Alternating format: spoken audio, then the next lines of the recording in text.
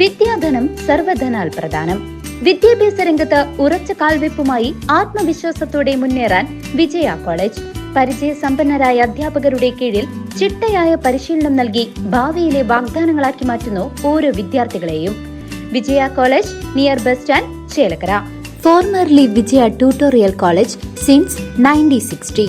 Navodaya Ullattukulam road തകർന്നതിൽ നടപടിക്കൊരുങ്ങി ജില്ലാ പഞ്ചായത്ത്. തകർന്ന റോഡ് ജില്ലാ പഞ്ചായത്ത് എഞ്ചിനീയറിംഗ് വിഭാഗം സന്ദർശിച്ചു. റോഡ് തകർന്നതിൽ നടപടിക്കൊരുങ്ങി ജില്ലാ പഞ്ചായത്ത്. തകർന്ന റോഡ് ജില്ലാ പഞ്ചായത്ത് എഞ്ചിനീയറിംഗ് വിഭാഗം സന്ദർശിച്ചു. എഞ്ചിനീയറിംഗ് വിഭാഗം ഉദ്യോഗസ്ഥരും ജില്ലാ പഞ്ചായത്ത് പൊതുമരാമത്ത് സ്ഥിരം സമിതി അധ്യക്ഷ ദീപ എസ് നായർ തുടങ്ങിയവരടങ്ങുന്ന സംഘമാണ് സന്ദർശനം നടത്തിയത്.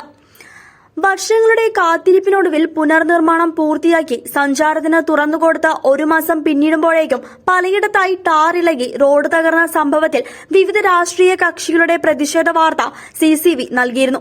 തുടർന്നാണ് ജില്ലാ പഞ്ചായത്തിന്റെ അടിയന്തര ഇടപെടൽ. തൃശൂർ ജില്ലാ പഞ്ചായത്തിന്റെ ആസ്തി വികസന ഫണ്ടിൽ ഉൾപ്പെടുത്തി 40 ലക്ഷം രൂപ ചിലവഴിച്ചാണ് ഈ റോഡ് നവീകരിച്ചത്. ഫെബ്രുവരി മാസത്തിൽ റോഡിന്റെ പുനർനിർമ്മാണോദ്ഘാടനവും 2 മാസത്തിനുള്ളിൽ നിർമ്മാണവും പൂർത്തിയാക്കിയിരുന്നു.